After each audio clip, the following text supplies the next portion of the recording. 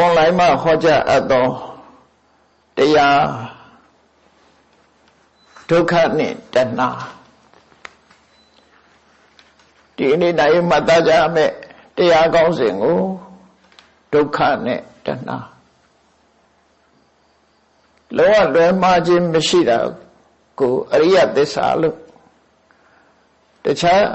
သစ္စာတွေကလွယ်မှားမှုရှိသေးတော့လည်းပဲ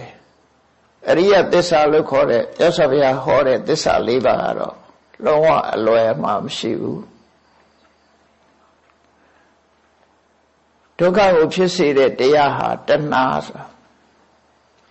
အဲ့တော့တဏှာတစ်ခုတည်းရဲ့လို့တော့ဒီလိုဆိုလိုတာမဟုတ်ဘူးအဓိကအကြောင်းတရားကိုဆိုလိုတယ်ပေါ့အဓိကအဖြစ်တဏှာဒုက္ခသမုဒယတဏှာသည်ဒုက္ခကိုဖြစ်စေနိုင်သည်ဒုက္ခဆိုတဲ့စကားလုံးကအကျဉ်းချင်းလေးပြောထားတာဘာလို့ရည်ညွှန်းတာတော့ဆိုရင်ဘုန်းကြီးတွေရထားတဲ့ဘဝတစ်ခုလုံးဟာဒုက္ခလို့ပြောတာခန္ဓာ၅ပါးသည်ဒုက္ခရထားတဲ့ခန္ဓာ၅ပါးသည်ဒုက္ခခန္ဓာ၅ပါးထဲမှာအပါဝင်ဖြစ်တဲ့တဏှာကိုဖယ်ထားလိုက်ပြီးတကယ်ကတော့အကြောင်းတရားနဲ့အကျိုးတရားခွဲတဲ့အခါမှာသာဖယ်တာပါပဲသူနဲ့သဗ္ဗေသင်္ခါရဒုက္ခအရာတဏှာလည်းပဲဒုက္ခလို့ပြောနိုင်တာပဲရှုတော့ကနေပြောရင်အဲ့တော့ဘဝရထားတဲ့ဘဝလို့သတ်မှတ်ထားတဲ့ကိုရထားတဲ့ခန္ဓာရှုတရားနတ်တရားသည်ဒုက္ခမြတ်စွာဘုရားကကိုယ်ကိုစစ်ဆေးကြည့်ဖို့လူတွေဟာဘာရထားတော့ယသိနာနာလျာကာယဆိုတဲ့ရှုတရားတွေရထားတယ်မနဆိုတဲ့နတ်တရားကိုရထားတယ်အဲ့ဒီလူတွေတဏှာရထားသမျှတရားတွေရထားသမျှဟာဘာကိုရတာလဲလို့အချင်းချုပ်ပြောရင်ဒုက္ခကိုရတယ်ဘာကြောင့်ဒါတွေကိုဒုက္ခလို့သတ်မှတ်ရလဲလို့ဆိုရင်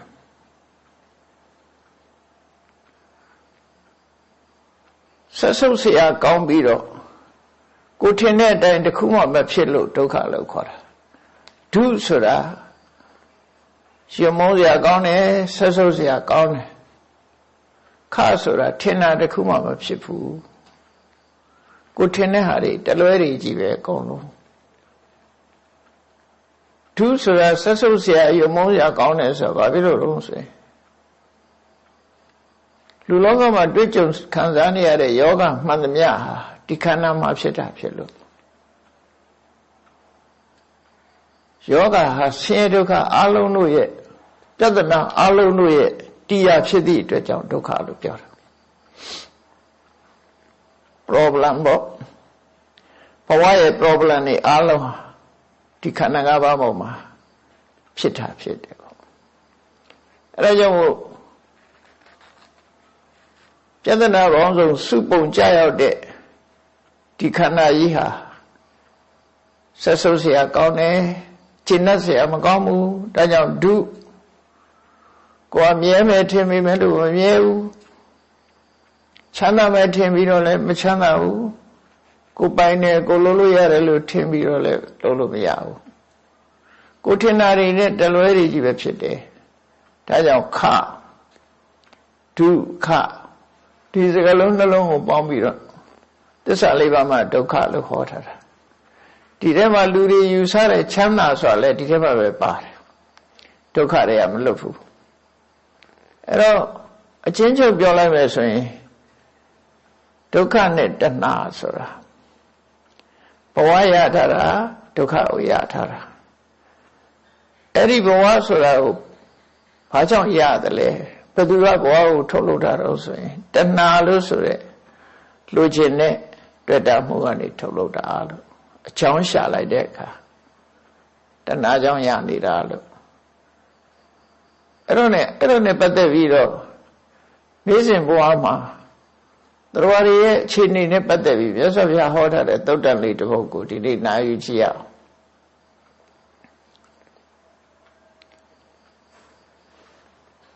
ဒုက္ခနဲ့တဏှာလို့ဆိုတဲ့နေရာမှာကဲလူတွေရဲ့ဘဝကိုကြည့်လိုက်ဘဝမှာလူတိုင်းဟာ လူချင်းစရာအာယုန်နဲ့တွေ့ရင်လူချင်းတယ်ရရင်ဝမ်းသာတယ်ပီတိဖြစ်တယ်မရရင်ဒေါသဖြစ်တယ်စိတ်သောကဖြစ်တယ်ဒါပုံမှန်ပဲရလာလို့ရှိရင်ပူလို့ချင်းလာတယ်မရဘူးဆိုရင်စိတ်ပြက်တယ်ဝမ်းနေတယ်ဒေါသဖြစ်တယ်သို့မဟုတ်ရပြီးမှဆုံးရှုံးသွားရင်လည်းဒေါသဖြစ်တယ်ဒါမလွယ်မသွေဒီတိုင်းပဲဖြစ်နေအဲ့ဒါနဲ့ပတ်သက်ပြီးမြတ်စွာဘုရားဟောထားတာဖြစ်တယ်ပေါ့လူတိုင်းဟာဘဝရလာလို့ရှိရင်ဆုံးရှုံးမှုဆိုတာကြုံတွေ့ရတယ်အဲ့ဆုံးရှုံးမှုတွေဟာကိုလိုချင်လို့သိမ့်ပိုက်ထားတဲ့အရာတွေဖြစ်တယ်နောက်ဆုံးမှာဘာမှမဆုံးရှုံးပါဘူးဘဝမှာကိုယ်ပစ္စည်းတစ်ခါမှဆုံးရှုံးမခံရဘူးဆိုရင်နောက်ဆုံးကိုယ်ခန္ဓာကြီးကဆုံးရှုံးသွားတာပဲလေအသက်တည်ရတဲ့ဆိုတာဆုံးရှုံးသွားတာပဲအဲ့ဒီဆုံးရှုံးမှုမရှိတဲ့ဘဝဆိုတာမရှိဘူးနောက်ဆုံးတစ်ချိန်ကျတော့ဆုံးရှုံးသွားတာယာရုရရင်လည်းယာရုကိုစွန့်လိုက်ရတာပဲပစ္စည်းဥစ္စာရလည်းပစ္စည်းဥစ္စာကိုထားခဲ့ရတာပဲအခြေအနေကောင်းတွေကြုံနေတဲ့ကလည်းအခြေအနေကောင်းတွေထားခဲ့ရတာပဲကျမ်းမာနေတဲ့အနေထားလေးကိုလည်းပဲမကျမ်းမာတဲ့အခါစွန့်ခဲ့ရပြန်တာဘယ်ဟာပဲဖြစ်ဖြစ်ကိုဟာထာဝရပိုင်ဆိုင်နေတာအဲ့လိုတခုမှမရှိဘူးဘဝဆိုတာကိုတမာအပြင်ကြည့်လိုက်ရင်တခြားပြဿနာတွေမရှိအောင်လူတိုင်းမှာရနေတဲ့ပြဿနာတွေကဘာတွေတုံးဆိုလို့ရှိရင်တဖြည်းဖြည်းအသက်အရွယ်ကြီးပြီးအိုမင်းလာတာပြဿနာယောဂရတာပြဿနာနောက်ဆုံးမှသေဆုံးရတာပြဿနာဆရာမရဏပြဿနာလို့ရှုမြင်ရမှာဖြစ်တယ်သို့တော့တချို့ကဒါလူသဘာဝပဲလူဆိုတာအိုချိန်တန်းအိုမဲ့သေးချိန်တန်းသေမဲ့ဒါပြဿနာမဟုတ်ဘူးလို့တချို့တွေးကောင်းတွေးလိမ့်မယ်ပြဿနာမဟုတ်ဘူးဆိုရင်ပြဿနာလို့မမြင်တဲ့ပုဂ္ဂိုလ်ပြဿနာမဟုတ်ဘူးလို့ဆိုတဲ့ပုဂ္ဂိုလ်ဟာဘယ်တော့မှအိုခြင်းသေခြင်းကလွတ်တာဆိုတာကို तू ဖြေရှင်းနိုင်မှာမဟုတ်တော့ဘာလို့ဆိုတော့ तू ကဒါကိုပြဿနာလို့မှမထင်တာပြဿနာလို့မထင်ဘူးဆိုတာလက်ခံထားတာပဲတကယ်တော့လေ तू အိုတာကိုကြိုက်သလားဆိုမကြိုက်ပါဘူးသေတာကိုကြိုက်သလားဆိုလည်းမကြိုက်ပါဘူးစိတ်ဖောက်ပြန်တဲ့လူအချို့မှတော့သေခြင်းတရားဆိုတော့ तू မှမကြိုက်ပါဘူးအားလုံးဟာအသက်ရှင်ခြင်းကြတာကြီးပါပဲရတဲ့ဘဝမှာအရှင်ပြေအသက်ရှင်နေခြင်းကြတာပဲအဲ့တော့ကိုမဖြစ်ချင်တာကိုမကြိုက်တာတွေဖြစ်နေရတာဒါ problem ပဲပြဿနာတစ်ခုပဲအဲ့ဒီပြဿနာကြီးကမလွတ်ကင်းတဲ့ဘဝကိုရစေတတ်တာတဏှာပဲလို့အဲ့တော့ဒီသုတ်တန်လေးကိုမြတ်စွာဘုရားဟောတဲ့အခါမှာဒီသုတ်တန်ရဲ့အမည်ကိုကာမသုတ်တန်လို့ခေါ်တယ်။ဘုမာစကားမှာကာမလို့ပြောလိုက်လို့ရှင်တွင်ကျဲနေတဲ့စကားလုံးတစ်ခုဖြစ်သည့်အတွက်ကြောင့်ကာမဆိုလို့ရှင်အစွန်းရောက်တဲ့အတွေးမျိုးသွားတွေးခြင်းတွေးလိမ့်မယ်။ဒီနေရာမှာကာမဆိုတာလူချင်းစရာပစ္စည်းဝတ္ထုတွေကိုလည်းကာမလို့ခေါ်တယ်။လူချင်းတဲ့တဏှာကိုလည်းကာမလို့ခေါ်တယ်။အဲ့ဒီနှစ်ခုကိုတွဲဖက်ပြီးနားလည်ထားဖို့လူချင်းစရာဆိုတာဘာကိုပြောတာတော့မျက်စိကမြင်ရပြီးတော့မြင်ရတဲ့အဆင်းဟာကိုကြိုက်တဲ့ကိုနှစ်သက်တဲ့အဆင်းရှိတယ်မနှစ်သက်တဲ့အဆင်းရှိတယ်မျက်စိကမြင်ပြီးတော့လူချင်းစရာအဆင်းအာယုနားကကြားတဲ့အတန်နဲ့ကိုကြိုက်တဲ့အတန်ရှိတယ်မကြိုက်တဲ့အတန်ရှိတယ်ကြိုက်တဲ့အတန်ဒီလူချင်းစရာကာမပဲနှာခေါင်းကနမ်းရှူရတဲ့အနတ်လျှာကရတာခံရတဲ့အရတာခန္ဓာကိုယ်ထိတွေ့ရတဲ့အထိတွေ့အဲ့ဒါတွေအလုံးကိုကာမလို့ခေါ်တယ်လူချင်းစရာပစ္စည်းဝတ္ထုများလူချင်းစရာအရာဝတ္ထုများကိုကာမအဲ့ဒီလူချင်းစရာဝတ္ထုတွေကိုလူချင်းနေတဲ့တဏှာကိုလည်းကာမလို့ခေါ်တယ်အဲ့ဒီနှမျိုးလေးကိုဒီစာပေအသုံးလေးကိုခွဲပြီးတော့မှတ်ဖို့လိုတယ်ပေါ့နော်လူချင်းစရာဆိုတာခြုံပြောလိုက်တော့6မျိုး5မျိုးတည်းပဲပြောတာ မျက်စိကမြင်လို့လိုချင်စရာနားကကြားတဲ့အတန်နဲ့ကလိုချင်စရာအဲ့ဒါတွေကချုပ်ပြီးတော့ပြောထားတာလောကအနေထားနဲ့ပြောမယ်ဆိုလို့ရှိရင်မဆုံးနိုင်ဘူးဘာလိုချင်တာတော့ဆိုရင်လိုချင်တဲ့ပစ္စည်းကဆုံးမဆုံးနိုင်တာစူပါမားကတ်သွားကြည့်လိုက်လိုချင်တာတွေအများကြီးတွေ့မှာနော်အိမ်မရှိတဲ့လူကလည်းအိမ်ရှိခြင်းနဲ့လိုချင်တဲ့အိမ်ရှိပြီးတော့စိတ်ထဲမှာမကျေနပ်သေးရင်လည်းဒီတဲ့ကောင်းတဲ့အိမ်လိုချင်တယ်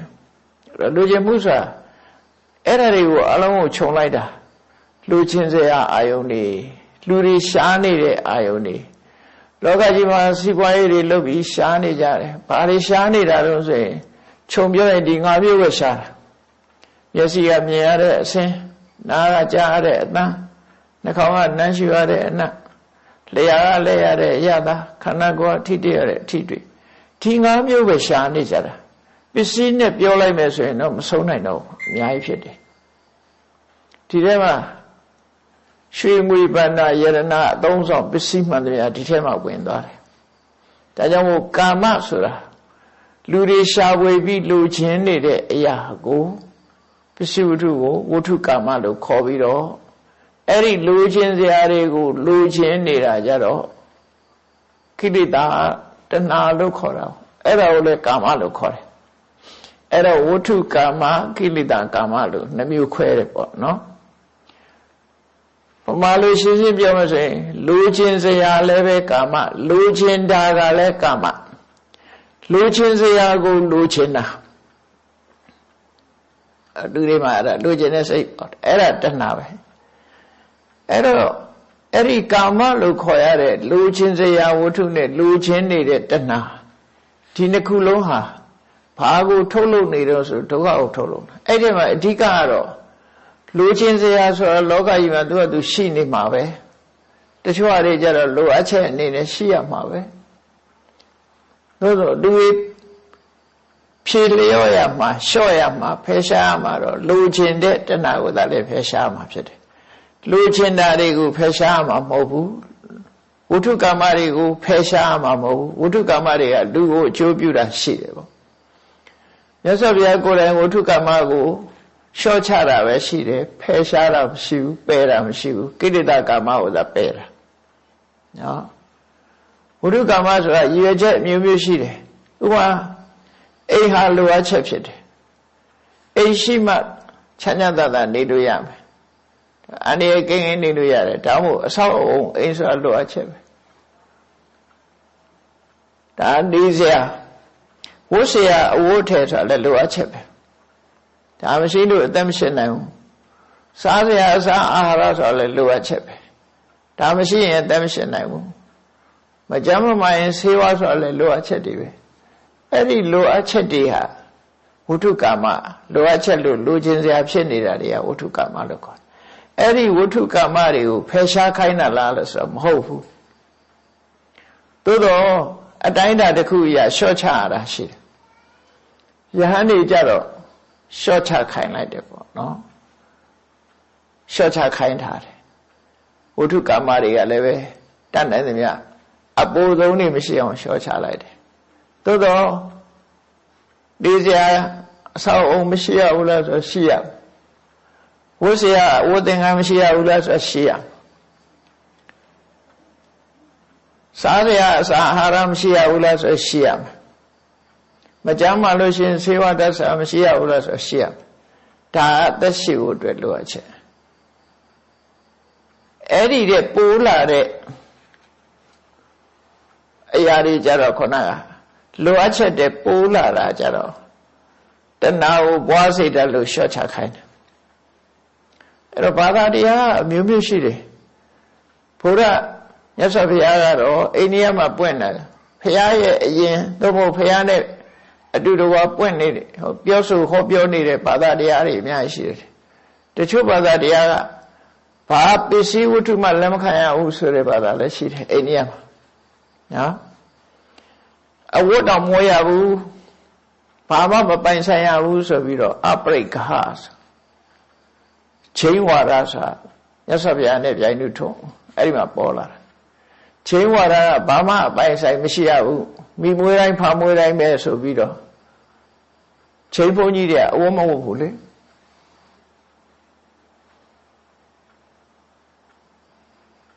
စားကြခွက်မရှိဘူးသူတို့မှာ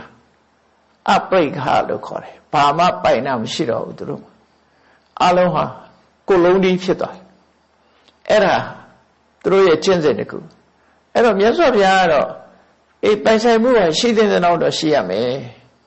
မရှိလို့ရှိရင်လူလောကထဲမှာအမြင်မတင့်ဘူးဒါကြောင့်မို့ပိုင်ဆိုင်မှုကအတိုင်းအတာတစ်ခုရရှိရမယ်လူဆိုတာနေစရာရှိရမယ်နော်ဝတ်စရာရှိရမယ်စားစရာရှိရမယ်ဒီလိုအပ်ချက်ကတော့ဒီတဏှာလောဘကိုတချို့ကိစ္စတွေကဖြစ်စေတတ်တာမဟုတ်ဘူးလိုအပ်ချက်အရာရှိနေတာအဲ့ဒါတွေရှိတဲ့ရှိလိုက်တယ်မရှိတဲ့နာကတော့အဲ့ဒီပစ္စည်းဝတ္ထုတွေပေါ်မှာတွေ့တာတဲ့တဏှာကိလေသာသာမရှိတဲ့နာလို့ဘုရားဘာသာကြတော့မြတ်စွာဘုရားကြတော့အဲ့ဒါလို့ရှင်းလင်းဟောကြားတယ်ရှင်းလင်းဟောကြားတယ်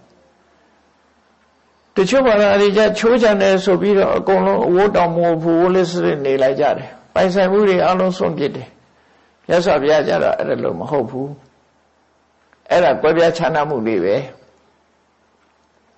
ဟုတ်ပြီလိုအပ်တဲ့ပို့ပြီးတော့မရှိရအောင်လိုအပ်တဲ့ပိုးလာလို့ရှိရင်လူချင်းစိတ်တွေကိုတိုးပွားစေတတ်တယ်အဲ့ဒီလူချင်းနဲ့တဏှာသည်လူကိုဒုက္ခပေးတာပစ္စည်းဝတ္ထုတွေကဒုက္ခပေးတာမဟုတ်ဘူးဆိုပါစို့အိမ်ကဒုက္ခပေးတာမဟုတ်ဘူးအဝတ်အစားဒုက္ခပေးတာမဟုတ်ဘူးစားစရာအစားအစာတွေကဒုက္ခပေးတာမဟုတ်ဘူးဒုက္ခပေးတာကိုယ့်ရင်ထဲမှာအဲ့ဓာတွေနဲ့ပတ်သက်ပြီးဖြစ်ပေါ်လာတဲ့တွေ့တာမှုလိုချင်မှုကဒုက္ခပေးတာလို့ဖယ်ရှားမှာတွေ့တာမှုနဲ့လိုချင်မှုကိုဖယ်ရှားအဲ့တော့ဒီကာမတုတ်တံမှာခါထာ6ပုဒ်နဲ့မြတ်စွာဘုရားကသဘာဝတရားကိုရှင်းရှင်းလေးဟောထားတာဖြစ်တယ်ဒီတုတ်တံကအလွန်ရှင်းကြတဲ့တုတ်တံလို့ပြောကြတယ်တုတ်တနိဗ္ဗာန်ပါဠိတော်မှာပါတော့ရှင်းကြတယ်ဆိုတာမြတ်စွာဘုရားလက်ထက်တုန်းကဒီတုတ်တန်တွေကစနစ်တကျစုစည်းပြီးသားဖြစ်တယ်အဝန်ဒီတိုင်းကကြွလာတဲ့ယဟန်တော်တစ်ပါးဟာမြတ်စွာဘုရားရဲ့ခွင့်ပြုချက်နဲ့ဖရာသရင်သုံးတဲ့ကန္နဂုရီကျောင်းထဲမှာညတူတူနေထိုင်ခွင့်ရတယ်သူကမစ္စည်းမဒေသကမဟုတ်ဘူးဝန်ဒီဆိုအိန္ဒိယတောင်ပိုင်းအနောက်တောင်ပိုင်းကလာတာခုခေတ်ပြောမယ်ဆိုရင်ဘုံပေဘက်ကလာတာပေါ့နော်အဲ့ဒီကိုတော့ရောက်လာတဲ့အခါမှာမြတ်စွာဘုရားကသူနဲ့အတူသူ့တကြောင်ထဲမှာနေရာပြင်ခိုင်းတဲ့ရှင်အနန္ဒာအဲ့တော့ညာအဲ့ဒီတကြောင်ထဲမှာဘုရားနဲ့အတူနေတယ်ပိဋကတ်ထဲမှာဘုရားနဲ့အတူနေခွင့်ရတာအဲ့ဒီပါပဲရှိတယ်နော်တကြောင်ထဲမှာအတူနေခွင့်ရတယ်ကိုတော့အာဂနုအနေနဲ့ဘုရားသူနေတဲ့အကြောင်းမှာပဲသူ့နေခိုင်းလိုက်တယ်အဲ့တော့ညမှာဆိုလို့ရှိရင်ကမ္မထမ်းထိုင်ပြီးတော့နှလုံးသွင်းနေကြတယ်ညအိယမဝင်ခင်မြတ်စွာဘုရားကသူ့ကိုတိုက်တွန်းတယ်သူ့အကြောင်းနေမေးမြန်းပြီးတဲ့အခါကျတော့ကဲတရားတစ်ပုဒ်တော့ဟောစမ်းပါမြတ်စွာဘုရားတရားဟောခိုင်းတာအဲ့ဒီကိုတော့တရားတစ်ပုဒ်ဟောပါလို့ဆို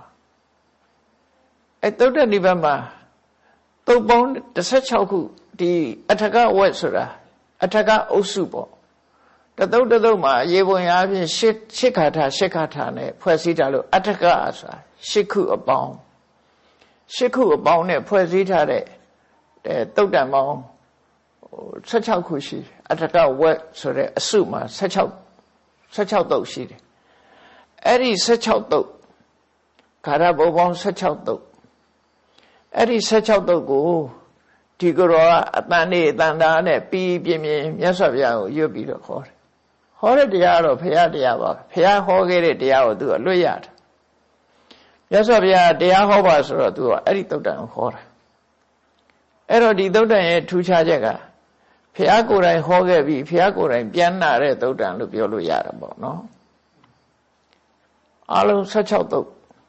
သုတ်ပေါင်း16သုတ်ဒါကပထမဆုံးသုတ်အဲ့မှာပထမဆုံးသုတ် အဲ့တော့ဘုရားလက်ထက်ကတည်းကဒီသုတ်တံကိုအရချက်ပြီးတော့ရွတ်ဆိုနေကြတယ်ရွတ်ဆိုနေကြတယ်ဒီသုတ်တံကဘာကြောင့်ဖြစ်ပေါ်လာလဲလို့ဆိုလို့ရှိရင်သာဝတိမြို့မှာပြမနာလေသမားကြီးတယောက်ရှိတယ်လေလို့စားတဲ့ပုံနာပေါ့နော်ယူသားတယ်စေတော်အကြောင်းနဲ့ပုပ္ပယုံအကြောင်းနဲ့မလှမ်းမကမ်းဖြစ်နေပဲအာစိရဝတိမြစ်ရဲ့မြစ်ကမ်းပေးမှာသူ့လေတော်ရှိတယ်အဲ့လေတော်မှာသူကစပားတွေစိုက်ပြုတ်ပြီးတော့စပားစိုက်တဲ့တောင်သူပေါ့စိုက်ပြုတ်ပြီးတော့နေတယ်တကယ်ကြတော့မြတ်စွာဘုရားဆိုတာ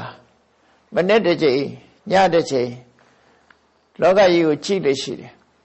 တပ္ပယုဒဉာဏ်ကွန်ရက်ကိုဖြန့်ကျက်ပြီးတော့ကြည့်လိုက်တဲ့အခါမှာဉာဏ်ထဲမှာကျွတ်ထိုက်တဲ့ပုဂ္ဂိုလ်တွေဆိုပေါ်လာတယ်ဉာဏ်ထဲမှာပေါ်လာတယ်ပေါ်လာလို့ရှိရင်ဆက်ပြီးတော့သူနဲ့ပတ်သက်တာကိုစဉ်းစားပြီးမြတ်စွာဘုရားတရားဟောရမယ့်ပုဂ္ဂိုလ်သွားဟောတယ်ဘယ်တော့ပဲဝေဝေကြွသွားတယ်အဲ့ဒါဘုရားရဲ့နေ့စဉ်အလုပ်ထဲမှာပါတယ်အဲ့ဒီမှာလည်းမြတ်စွာဘုရားကတရက်မှာသဗ္ဗယုတဉာဏ်ကွန်ရက်ဖြန့်ကျက်ပြီးတော့ကြည်လိုက်တဲ့အခါဒီပြမနာလေသမားကြီးအစိရဝတိမြေဘေးကလဲလုံးနေတဲ့လေသမားကြီးကိုတွားပြီးတော့တွေ့တော့ဆက်ပြီးစဉ်းစားလိုက်တော့ဘာဖြစ်မလဲလို့ဆိုဒီလေသမားကြီးကဒုက္ခတွေ့လိမ့်မယ်ဆိုတာကိုကျွတ်တင်ပြီးတော့မြင်အဲ့တော့ဘုရားဉာဏ်နဲ့ကျွတ်တင်မြင်တာကဘာကိုကြည့်ပြီးမြင်တာလဲဆိုအကြောင်းကတော့ရှိတယ်ပစ္စုပန်ဖြစ်ပေါ်နေတဲ့အကြောင်းတစ်ခုကိုကြည့်လိုက်လို့ရှိရင် तू ကဖြစ်ပေါ်လာမဲ့အကျိုးတရားတွေကကျွတ်တင်ဖြစ်နေတယ်ခုခေတ်ဆိုအတော်အသင့်ကိုအနာဂတ်ကိုမှန်းဆလို့ရတယ်ဥပမာသွေးဖောက်ပြီးဆင်းလို့ရှိရင်ဒီလူမှာကင်ဆာရောဂါဖြစ်နိုင်ခြေရှိလားမရှိဘူးလားဆိုတာခုဖြေထုတ်လို့ရနေနော်ကျွတ်တင်ပြီးဖြေထုတ်လို့ရတယ်ရောဂါတော့ကျွတ်တင်ဖြေထုတ်လို့ရတယ်ဒါပေရင်မဟုတ်ဘူးပေရင်မဟုတ်တာလေးကြည့်မိုးရိဝသဌာနကသုတေသနပညာရှင်တွေကပင်လယ်ထဲမှာဖြစ်ပေါ်နေတဲ့လေဖိအားနဲ့ရဝန်းတို့ဘာလို့ကြည့်ပြီးတော့ဘယ်နေ့မုန်တိုင်းတိုက်မဲ့ဆိုကျွတ်တင်ပြောနေကြပြီလေခု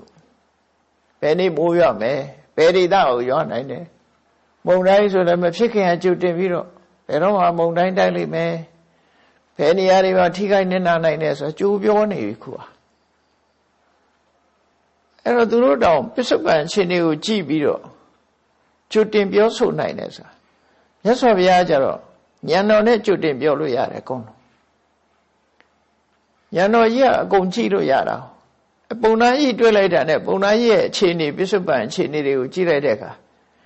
ဒီပုံနာကြီးကအခုသွားပင်နေစိုက်ပျိုးနေတယ်ဒါပေမဲ့လို့ဒီစဘာတွေရင့်ပြီးမဲ့ကနေကြရင်အစိရဝတိမြေကရေချိလိမ့်မယ်မိုးကြီးရွာလိမ့်မယ်အဲ့ဒီအချိန်နဲ့သွားတိုက်မိုးကြီးရွာပြီးရေကြီးတဲ့အခါသူ့စဘာပင်တွေကအကုန်မျောကုန်လိမ့်အဲ့မျောပြီဆိုရင်သူယူကြုံမရဖြစ်တော့မှာဒါတွေပါအကြောင်းကျိုးဆက်ပြီးတော့ဘုရားကျွတ်တင်သိထားတယ်ကျွတ်တင်သိတော့ပုဂ္ဂိုလ်ခင်မတရားမင်းဆိုတဲ့ညမစကားရှိတယ်လေညမစကားရှိတယ်ပုဂ္ဂိုလ်ခင်မသူ့ရဲ့ဟောပြောချက်ကိုအလေးထားတယ်ဒါသဘာဝပဲအဲ့တော့ရသော်ဗျာဒီပုံနာကြီးကိုဒီပြမနာလေသမားကြီးကိုတနေ့ဒုက္ခရောက်တော့မှာဆိုတာကိုရောက်တော့မယ်လို့တော့သွားမပြောဘူးသိထားတဲ့အခါကျတော့ဒီပုံနာကြီးကိုလမ်းမှာတွေ့တဲ့အခါသို့မဟုတ်သူ့လေတော်ဘက်ကိုကြွားသွားပြီမြတ်စွာဘုရားသူ့ကိုဖော်ဖော်ရွေနှုတ်ဆက်တယ်ဘာလုပ်လဲသူ့လေတော်ကနေသွားရင်တွေ့တိုင်းနှုတ်ဆက်တော့မြတ်စွာဘုရားကိုသူကရင်းနှီးနေတာမြတ်စွာဘုရားနှုတ်ဆက်တော့ရှင်သာရိပုတ္တရာတို့ရှင်မောက္ကလန်တို့ယဟန်တွေကလည်းပဲဖះနဲ့ဖះကနှုတ်ဆက်တဲ့ပုဂ္ဂိုလ်ဆိုတော့သူတို့ကလည်းနှုတ်ဆက်ကြတယ်နှုတ်ဆက်ကြတော့တန်ခါးတွေနဲ့လည်းယဉ်နှီးသွားတယ်သူကဒါစကားဆိုပြီးပြောရင်ဒါယဉ်နှီးသွားကြတာပေါ့နော် သူရဲ့လေတော့ရောက်တိုင်းအဲ့လိုဖြတ်သွားတိုင်းမြတ်စွာဘုရားနှုတ်ဆက်သွားတယ်သံဃာတွေကနှုတ်ဆက်သွားတယ်ဆိုသူစိတ်ထဲမှာဘလို့ဖြစ်လာတော့ဆိုရဟန်းဂေါတမအဲ့ဒါမှနာမည်ကြီးပြီးတော့လူဘဝတုန်းကလည်းဘုရင်သားတော်ဆိုသို့တော့ငါလိုလေသမားတယောက်ကိုရေးပေးပြီးဆက်ဆံတယ်ဆိုခြေနှက်တာပေါ့ဒါသိခြေနှက်တာလူရဲ့စိတ်ကသူစိတ်ထဲမှာဘလို့ဖြစ်လာတော့ဆိုရင်ငါဒီလေစဘာတွေအောင်မြင်လို့ရှိရင်တော့ရှင်ဂေါတမကိုလှူအောင်မယ်ဆိုစိတ်ရှိလာတယ်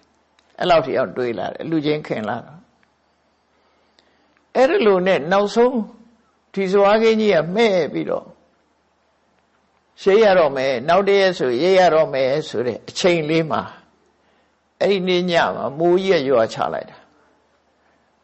အစိရပတိမြေကြီးရေရှမ်းတယ်မိုးကြီးတွေကတိုက်စားတယ်အစိရပတိမြေဆိုတာတောင်ကျမြစ်ပဲဗမာလိုခေါ်ရင်တော့မူးမြစ်လို့ပြောမှာပေါ့မူးမြစ်ဆိုတာတောင်ကျရေတွေကနေလာတဲ့အရှိန်ပြင်းတဲ့ရေစီးတန်တဲ့မြေမျိုးပဲတခါတခါမှရေပြည့်တယ်တခါတခါမှပြည့်ဘူးအစိရဝတိဆိုတာအဲ့ဒီတည်းပဲအစိရဝတိရေအကြာကြီးမရှိဘူးတဲ့မိုးရပြီဆိုရင်ရှည်တွေများလာတဲ့မူးမြစ်သဘောမျိုးအဲကြောင့်ပတာစာရီမိသားသူ့သားလေးတွေမျောသွားတာအဲ့ဒီမြစ်ပဲတောင်ချမြစ်ဆိုတော့လေဗမာပြည်မှာလဲမကွေးဘက်သွားတဲ့လမ်းမှာဒေါင်းသေးချောင်းဆိုတာရှိတယ်အဲ့ဒီပုပ္ပားတောင်ဘက်ကတောင်ကြီးတွေညှို့နေလို့ရှိရင်ဖြတ်မကူးနဲ့တဲ့ဒေါင်းတောင်မလွတ်ဘူးလို့ဆိုပြီးတော့ပြောကြတယ်မိုးရတော့မယ်ဆိုရင်အဲ့ဒီကဖြတ်ကူဖို့မကြိုးစားနဲ့မျောသွားမယ်ဒေါင်းသေးချောင်းဆိုတာအဲ့ဒါမျိုးလို့ပေါ့တောင်ကြားချောင်းဝုန်းကနေဆိုရေတွေရောက်လာနိုင်တယ်အစိရဝတိမြေကအဲ့လိုမြေထဲမှာရေတွေကြီးလာမိုးတွေကလည်းရွာတယ်ဆိုတော့မြေရရှမ်းလာပြီး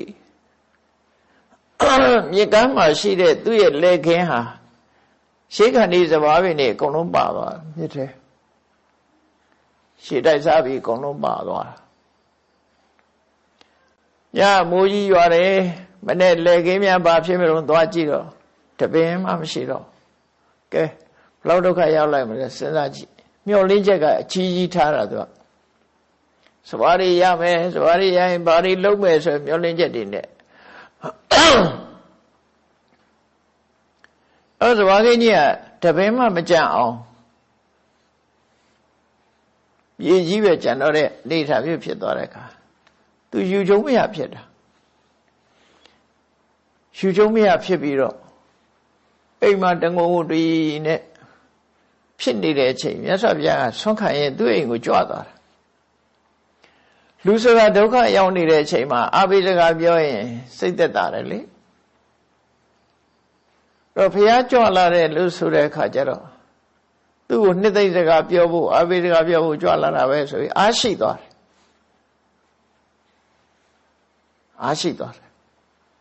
အဲ့ဒီမှာဒီတုတ်တန်လေးဖြစ်ပေါ်လာတာအဲ့ဒီပြမနာလေသမားကြီးအခုလိုဒုက္ခရောက်တာကိုမြတ်စွာဘုရားကသူ့ကိုစိတ်ခွန်အားတွေပေးဖို့ရအတွက်သဘာဝတရားနဲ့ဆက်ပြီးတော့ဟောတဲ့တရားပဲဖြစ်တယ်ပေါ့နော်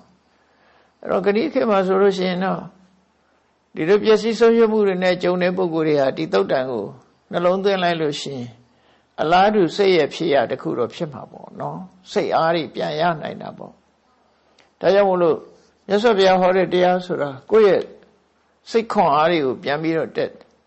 စိတ်ခွန်အားတက်တယ်ဆိုတာမူရစေဝါသုံးပြီးတော့စိတ်ခွန်အားလောက်တာမဟုတ်ဘူးအမှန်တရားကိုသိပြီးအမှန်တရားကိုဆင်ခြင်သုံးသပ်ပြီးစိတ်ခွန်အားရတယ်ဆိုတော့သူကဆေးဆွဲမှလည်းမကြောက်ရအောင်မှန်ကန်တဲ့နိလန်းနဲ့အသိဉာဏ်နဲ့ဖြေပြောက်တာဆိုတော့အဲ့ဓမ္မတန်မိုးရှိတယ်ပေါ့နော်ဓမ္မတန်မိုးရှိတယ်အဲ့ပုံနာကြီးဒုက္ခရောက်နေတဲ့အချိန်မှာမြတ်စွာဘုရားဘာပြောတော့ဆိုဘုရားပြောတဲ့စကားလေးတွေကမှတ်စရာကောင်းတယ်နဗျမနဝိပ္ပန္နေဒေါမနတံအေပစ္စည်းဥစ္စာဆိုတာပြတ်သွားရင်မင်း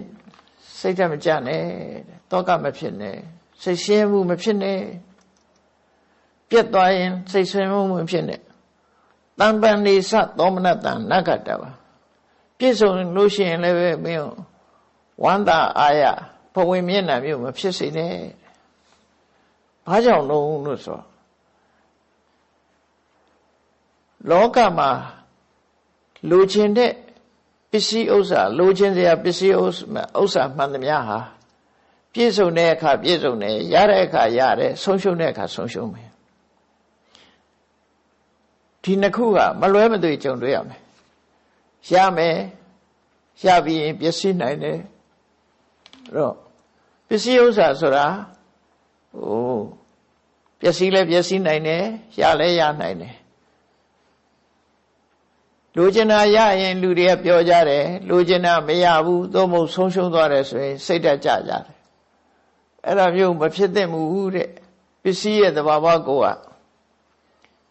ရခြင်းတဲ့အခါရတယ်မရခြင်းတဲ့အခါမရဘူးရှိတဲ့အခါရှိမယ်မရှိတဲ့အခါမရှိဘူးလုံးလို့ဖြစ်တဲ့အခါဖြစ်တယ်လုံးလို့မဖြစ်တဲ့အခါမဖြစ်ဘူးဒါသဘာဝတရားဖြစ်စဉ်းကျင်စဉ်းစားရမယ်လို့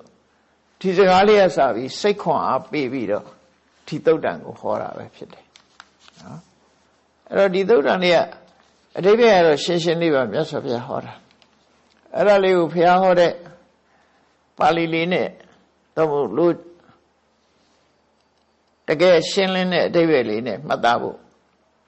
နံပါတ်1ကထာမြတ်စွာဘုရားဟောတာကကာမံကာမယမာနတတတ္တစေတံသမိစ္ဆတိညမလိုရှင်းချင်းကလိုချင်စရာတွေကိုလိုချင်ဆန္ဒရှိနေတဲ့ပုဂ္ဂိုလ်တယောက်ဟာတဲ့အဲ့ဒီလိုချင်စရာတွေကိုကိုလိုချင်တဲ့အတိုင်းရှားရှိလက်တတ်တယ်တဲ့အတ္တပိတိမနောဟောတိအဲ့လိုရလာလို့ရှိရင်လူသဘာဝသိဝမ်းသာတယ်တဲ့ဝမ်းသာပိတိဖြစ်ကြတယ်လတ္တမေသောယဒိဋ္ဌတိကိုလီတာရကိုလိုချင်တာရပြီဆိုရင်လူတွေဟာပျော်ကြတယ်ဒါလူသဘာဝပဲကိုလိုချင်တာရတဲ့အခါပျော်တယ်အဲ့တော့ဒီလိုချင်တာရလို့ပျော်တာရှိသလိုနောက်ကတစ်ခုကပါပြောတတ္တစေကာမယာနတ္တသန္ဒရာဂတသန္တုနောအဲ့ဒီလိုချင်ဆန္ဒရှိနေတဲ့ပုဂ္ဂိုလ်မှာပဲတဲ့တေကာမပရိဟာယန္တိလိုချင်တာမရဘူးရတာတွေဆုံးရှုံးသွားတယ်ဟောလိုချင်တာမရတာတခုရတော့လဲရပြီးတဲ့နောက်မှာဆုံးရှုံးသွားတယ်အဲ့ဒီလိုဆုံးရှုံးသွားလို့ရှိရင်တဲ့တန်လဝိတောဝရုပ္ပတိရှင်တဲ့မြားစုသလိုနာကျင်ခံစားရပြန်တယ်အဲ့တော့ဒါသဘာဝလေးကိုပြောပြတာလူတိုင်းနဲ့သက်ဆိုင်တဲ့ဒါဘယ်သူပဲဖြစ်ဖြစ်လိုချင်တာလေးရရင်ဝမ်းသာတယ်လိုချင်တာမရဘူးသို့မဟုတ်လက်လွတ်ဆုံးရှုံးသွားတယ်ဆိုလို့ရှိရင်ရှင်နဲ့များစုသလိုနာကျင်ခံစားရပြန်တယ်အဲ့တော့အတူချုပ်ကတော့လိုချင်တာရရင်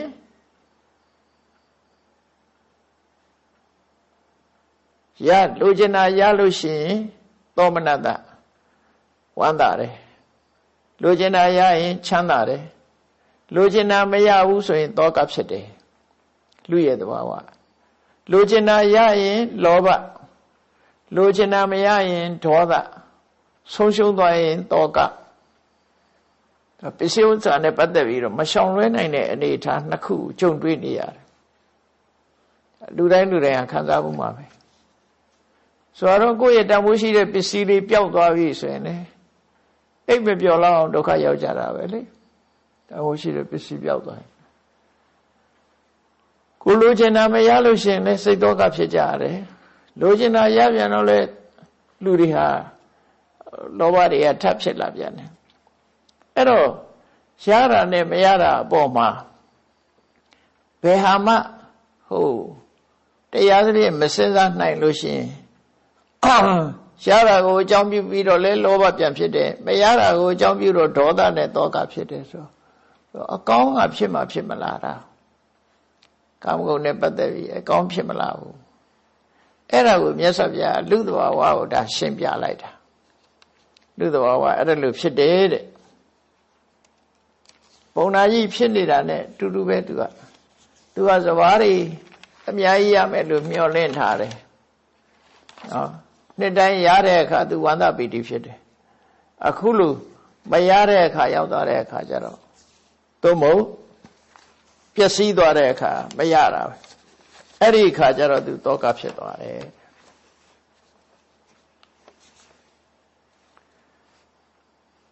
မြတ်စွာဘုရားကဆက်ဟောတယ်ယောကာမိပရိဝိစေတိတပ္ပတေဝပဒတိရောမွေတွေကဖြစ်ရင်သူတို့ကိုကြိုက်တာမွေဟာလူအတွက်အန္တရာယ်ပေးနိုင်တာအမြည်ကမဟုတ်ဘူးခေါင်းပိုင်းကအများစုကိုပြောတာပေါ့နော်ခေါင်းပိုင်းကခေါင်းကိုကြိုင်ထားလို့ရှိရင်မွေကကိုယ်မကြိုက်နိုင်တော့ဘူးပေါ့လေခေါင်းဘက်ကိုရှောင်ရမှာအဲ့ဒါကိုဥပမာယူပြီးတော့မြတ်စွာဘုရားယောကာမေပရိဝိစေတိတပ္ပတေဝပဋ္ဌာတိရောတဲ့ဝေနီနာကဖြတ်သွားမယ်ဆိုရင်ခေါင်းကိုရှောင်အမိဘက်ကသွားခေါင်းကိုရှောင်ပြီးတော့အမိဘက်ကသွားသလိုလူချင်းစရာအာယုန်တွေကိုလူချင်းနဲ့တဏှာရောဂါကိုရှောင်ရမယ်မရှောင်ရင်မွေကြိုက်ခါရသလိုဒုက္ခရောက်လိမ့်မယ်ဒါပြောတာနော်သောတံဝိတ္တိကံလောကေသောမံဝိတ္တိကံလောကေတတောတမတိဝတ္တိအဲ့ဒါလို့လူချင်းစရာအာယုန်ဒီပေါ်မှာလူချင်းနဲ့တဏှာကိုရှောင်ရှားသလိုတတိနဲ့လောကမှာတွေ့တာမှုတွေကိုရှောင်ရှားမယ်ဆိုရင်မင်းဒီဆင်းရဲဒုက္ခတွေကိုလွန်မြောက်နိုင်ပါတယ်တဲ့မရှောင်နိုင်လို့ဆင်းရဲတာဒါထွက်ပေါက်ပေးတာမြတ်စွာဘုရားတဘာဝကလူကျင်နာရရင်လောဘဖြစ်မယ်လူကျင်နာမရရင်ရှားပြီးသားတွေဆုံးရှုံးရင်ဒေါသနဲ့တောကဖြစ်မယ်အဲ့ဒီနှစ်ခုမဖြစ်ရအောင်လူကျင်တဲ့တဏှာကိုရှောင်လိုက်ပါမွေရခေါင်းပိုင်းကရှောင်လိုက်လို့ရှိရင်မွေကြိုက်ခံရခြင်းအန္တရာယ်ကကင်းတယ်လို့တဏှာလောဘကိုရှောင်လိုက်ပါရှောင်လိုက်လို့ရှိရင်တတိထားပြီးတော့ရှောင်လိုက်လို့ရှိရင်အခုကြုံတွေ့ရမယ့်လောဘတွေတောကတွေမကျော်လွှားနိုင်ပါတယ်သူပြောတာအဲ့ဒါကိုကျော်တဲ့နည်းကိုပြောတယ်နောက်ဆက်ပြီးတော့ကာမလူချင်းစရာဆိုတာတွေနဲ့ပတ်သက်ပြီးတော့လေသမားကြီးပြမနာကြီးနားလဲအောင်လို့မြတ်စွာဘုရားဆက်ပြီးတော့ပြောတာခိတံဝဋ္ထုံဟိရိညံဝါကဝတ္တံဒါသဘောရိတံထိယောပန္တိပုထုကာမုသောနရောအနုခိစ္စတိစရင်ချတွက်လိုက်လို့ရှင်လူတွေပိုင်ဆိုင်တာခိတ္တလေကိုပိုင်ဆိုင်တယ်ဝဋ္ထုမြေကိုပိုင်ဆိုင်တယ်ဟိရိညငွေကြေးဒနာတွေကိုပိုင်ဆိုင်တယ်ကဝတ္တကျွဲတွေနွားတွေကိုပိုင်ဆိုင်တယ်ဒါသဘောရိတကိုယ်မှာအလုသမားတွေကိုအိမ်မှာအတူနေတဲ့အလုသမားတွေရှေးခေတ်ကတော့ကြေးတွေကျွန်းနေအဲ့ဒါတွေကိုပိုင်ဆိုင်တယ်ထိယောဗန္တုတဲ့အမျိုးသားတွေဥတီပြီးပြောတာဖြစ်သောကြောင့်အမျိုးသမီးတွေကိုပိုင်ဆိုင်တယ်သို့မဟုတ်အမျိုးသမီးကိုပြောမှဆိုရင်အမျိုးသားကိုပိုင်ဆိုင်တယ်ပေါ့ဒီလိုပဲပြောမှာပဲနော်နောက်ဗန္ဓုဆွေတွေမျိုးတွေရှိတယ်လှုပ်ဖို့ကံမဲ့တွေရှိတယ်ပုထုကာမေရှည်တွက်လို့မရနိုင်တော့အောင်များလာတဲ့လူချင်းစရာပစ္စည်းတွေကိုပိုင်ဆိုင်တယ်တဲ့အဲ့ဒါတွေကိုလူတွေဟာတွေ့တာမမောနေကြတာ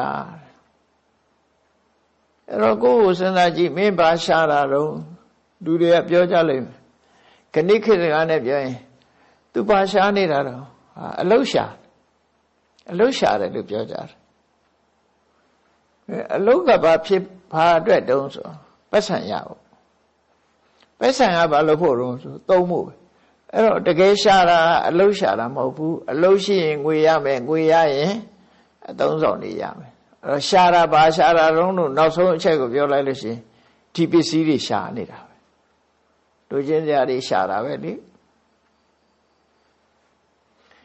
အဲ့ဒါလို့ရှာပြီးတော့တွေ့တာမမောနေမယ်ဆိုရင်တဲ့မရှာရဘူးလို့ပြောတာမဟုတ်ဘူးနော်ဒါသဘောပေါက်ဖို့ရလူဆိုရဘဝမှာသာဝနေရတော့ရှာမှာပဲအဲ့ဒါဒီပေါ်မှာအနုခိစ္စတိတဲ့မမောထားတယ်မမောမောကြီးဖြစ်နေတယ်ဆိုရင်အပလနံပလိယန္တိတဲ့အဲ့ဒီမမောမှုတွေကကိုယ်လွှမ်းမိုးလိုက်မယ်တွေ့တာမှုတွေမမောမှုတွေလောဘတွေကကိုယ်ပြန်နှိမ့်ဆက်လိုက်မယ်သူကကိုယ်ကိုနိုင်ကျင့်လိုက်မယ်ဟုတ်တယ်ပေါ့လောဘပစ္စည်းချမ်းသာလိုက်ချမ်းသာမှုကကိုယ်ကိုနိုင်ကျင့်တာပဲလေလူတွေကမသိလို့လားနော်ချမ်းသာရင်ချမ်းသာတဲ့ပစ္စည်းရက်လို့မှမရတာပစ္စည်းကချမ်းသာလို့ရှိရင်ပို့ချမ်းသာအောင်လုပ်တာကြည့်လေကဘာမှာတထေးဆိုတဲ့လူတွေဟာစားလို့ရုံနဲ့ရက်တာမှမဟုတ်တာသူတို့ရက်လို့မရအောင်အဲ့ဒါဘယ်သူကနေကိုယ်နိုင်ကျင့်တာတော့ဆိုလူချင်းတဲ့ဟာကကိုယ်နိုင်ကျင့်လာရလေလိုလေဥတစေဆိုပမာစကားအဲ့ဒါပြောတာရလေလိုလေပဲကိုယ်နိုင်ကျင့်ခံလာရပြီတဲ့မတ္တန်တေနံပရိသတိအဲ့ဒါလို့လောဘကအနိုင်ကျင့်ခံရလို့ရှိရင်အန္တရာယ်တွေလည်းကြုံလာလိမ့်မယ်ဟုတ်တယ်အန္တရာယ်လည်းရင်ဆိုင်ရတယ်လေအနိုင်ကျင့်လာတဲ့အခါကျတော့ဒီနိုင်ငံနဲ့မကတော့ဟိုနိုင်ငံလိမ်မြန်နဲ့သွားမယ်သင်္ဘောနဲ့သွားမယ်ပစ္စည်းတွေသင်္ဘောနဲ့တင်မယ်လိမ်မြန်နဲ့သယ်မယ်ဆိုအန္တရာယ်မျိုးစုံကြုံပြီလေသင်္ဘောပြတ်တာနဲ့လည်းကြုံနိုင်တယ်လိမ်မြန်ပြတ်ကြတာလည်းကြုံနိုင်တယ်ဟိုဒီသွားတယ်ဆိုလို့ရှိရင်ကနေ့ခေတ်မှာလူအန္တရာယ်အန္တရာယ်ဖြစ်မဲ့အားတွေအများကြီးကြုံပြီပေါ့ဒါတွေမကဘူးရှင်တွေကလည်းမရရအောင်ကြိုးစားတဲ့အခါမှာမဟုတ်တဲ့နိလန်းတွေလည်းသုံးလာတယ်ပေါ့ဒုစရိုက်တွေနဲ့လည်းသုံးပြုလာတယ်ကိုချမ်းသာဖို့အတွက်အနိုင်ကျင့်လာတယ်နှိမ့်ဆက်လာတယ်ဒုစရိုက်တရားတွေကလည်းရင်းနဲ့လွှမ်းမိုးလာတယ်ပြင်မရန်တွေကလည်းကိုယ်လွှမ်းမိုးလာတယ်အတွင်းရန်ကလည်းကိုယ်လွှမ်းမိုးလာတယ်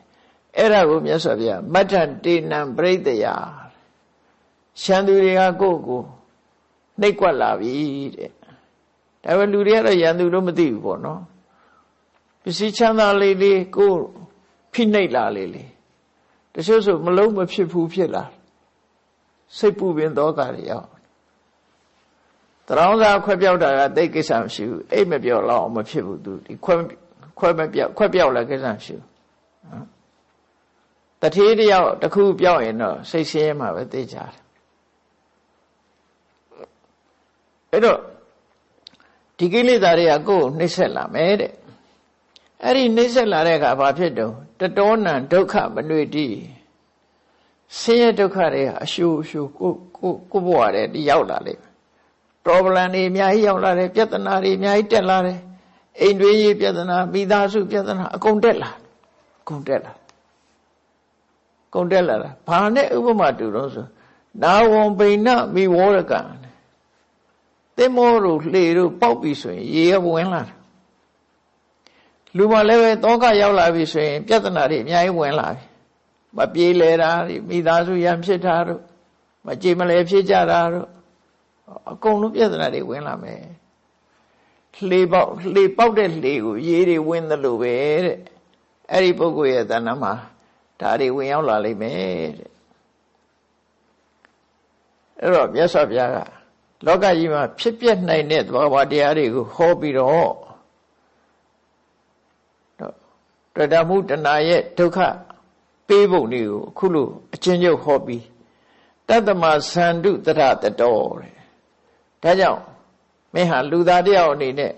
အမြဲတမ်းတတိထားကြည့်ပါတဲ့စဉ်းစားပါတတိထားပါတတိထားပြီးတော့ကာမဏိပရိဝိစေလူချင်းစရာအာယုန်ဒီပေါ်မှာလူချင်းနေတဲ့တဏှာကိုမင်းထိန်းချုပ်ပါရှောင်ပါမထိန်းချုပ်ရင်မင်းဒုက္ခဖြစ်လိမ့်မယ်နော်မထိန်းချုပ်ရင်ဒုက္ခအနည်းဆုံးဖြစ်ပါပဲ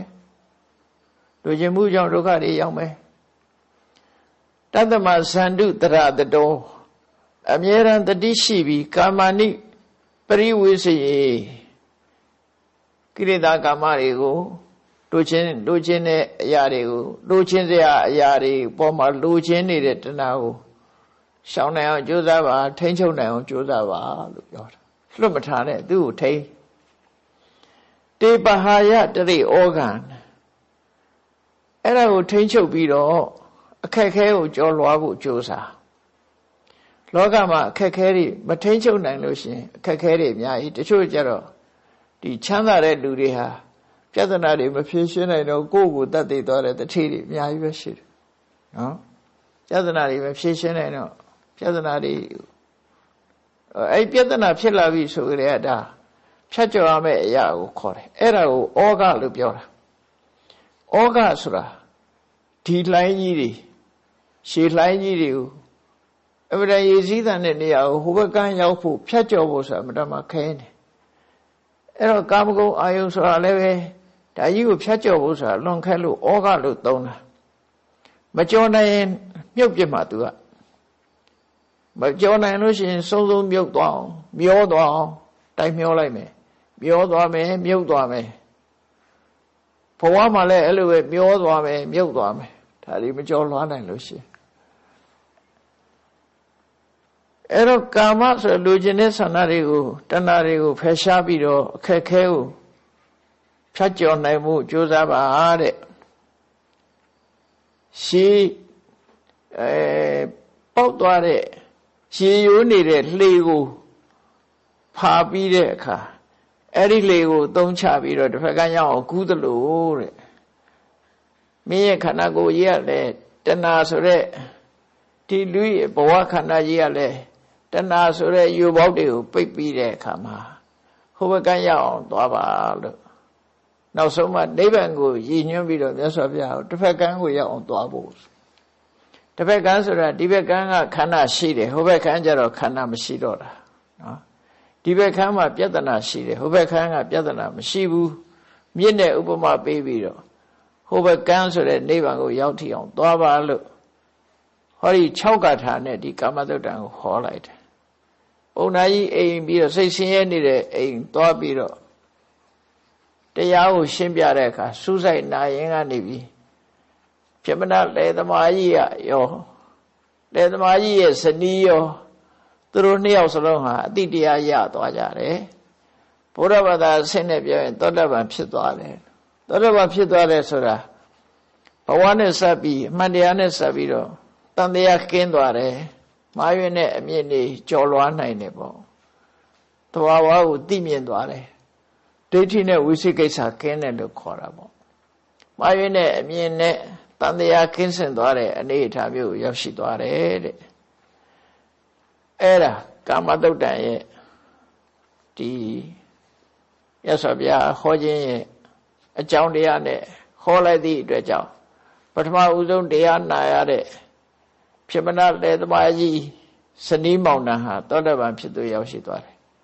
ဒါကြောင့်ဒီသုတ်တံကိုကြည့်လိုက်မယ်ဆိုလို့ရှိရင်လူတိုင်းဟာလူချင်းစရာတွေရှိတယ်လူချင်းစရာဆိုတဲ့ပစ္စည်းဝတ္ထုတွေရှိကြတယ်လူချင်းစရာပစ္စည်းဝတ္ထုအရေးအတွက်အတိုင်းအဆမရှိတဲ့လူချင်းစရာဝတ္ထုတွေပေါ်မှာလူချင်းမှုဆိုတဲ့တဏှာတွေရှိနေကြတယ်လူချင်းမှုတဏှာကြောင့်လူချင်းစရာတွေကိုရတယ်ဆိုရင်ဝမ်းသာအာရဖြစ်ကြပြီမရဘူးသို့မဟုတ်ဆုံးရှုံးတယ်ဆိုရင်စိတ်တော့ကရောက်ကြပြန်တယ်အဲ့ဒါကြောင့်မလို့တဏှာဆိုတာကိုဖယ်ရှားဖို့ကြိုးစားရမယ်လူချင်းတဲ့စိတ်ဟာမွေးရဲ့ဥခေါင်းလိုပဲဒီအနည်းရရှိတယ်သူ့ကိုရှောင်မှဖြစ်မယ်လှေပေါက်သွားလို့ရှိရင်ဒုက္ခတွေဟာရေတွေဝင်တယ်လို့ပဲလူကျင်တဲ့စိတ်နဲ့လူတွေရဲ့တဏ္ဍမှာလူကျင်တဲ့တဏှာဆိုတာရှိလို့ရှိရင်တော့ဒုက္ခတွေကအရှုပ်ရှုပ်ဝင်ရောက်မှာဖြစ်လို့လူကျင်တဲ့တဏှာကိုလျှော့ချရမယ်လျှော့ချရမယ်ဆိုတော့မရှာရဘူးလို့ပြောတာလည်းမဟုတ်ဘူးနော်သောတပန်ပုဂ္ဂိုလ်တွေလည်းထိုင်တဲ့နောက်စာဝတ်နေရေးအတွက်လှုပ်လို့ရတယ်